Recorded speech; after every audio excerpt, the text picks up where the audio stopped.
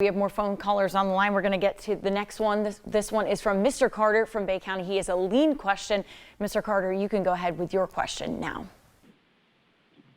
So I have a contractor that we did some work for, and he decided it was only $2,400, but he decided that I guess we didn't do a good enough job for him, even though we've got other people that say we do tremendous, great work. So he decided to send his crew up, and so when I asked him how much they charged, he said $2,400, the same exact amount that he owed me for doing the work. So how do I go about putting a lien on the home? Doug, I know you have some background and some construction work, and with the details we have here, just generally speaking, how do the construction liens work when you have someone that's potentially a direct contractor in privity versus someone who's not, like a subcontractor?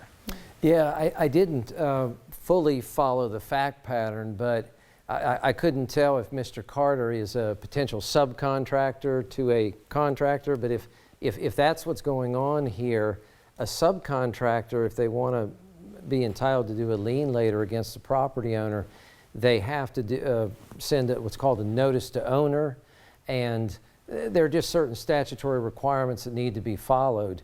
Like you were saying, Ted, if it's a direct contractor with owner, there is no need for this notice to owner.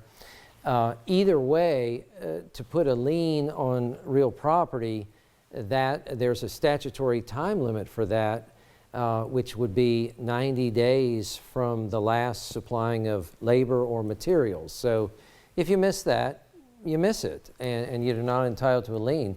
Doesn't mean you don't still have a potential breach of contract claim, but if you want a lien, you have to follow the timing. And so, as you said to the last caller, Ted, consult counsel. That'd be a good idea. No, and Doug, I can't emphasize that enough, and I know you'll back me up on this with respect to lien laws. It's very, very specific. It's very statutory driven, and it's fraught with potential errors where you can mess up. And if you do not follow all of the paperwork and all the timelines, then you will not have a valid lien, and you can potentially get hit for charges of slander of title and attorney fees if you improperly file a lien. So I cannot encourage you strongly enough to seek out someone like Doug Smith or someone else who handles construction lien law to make sure it's done properly, so that you don't jeopardize yourself any further than not getting paid here in the first instance.